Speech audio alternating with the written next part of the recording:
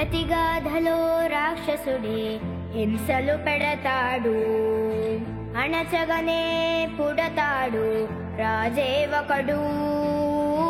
శత్రువునే కడదేర్చే పనిలో మన రాజు, హింసలనే మరిగాడు మంచిని మరిచే.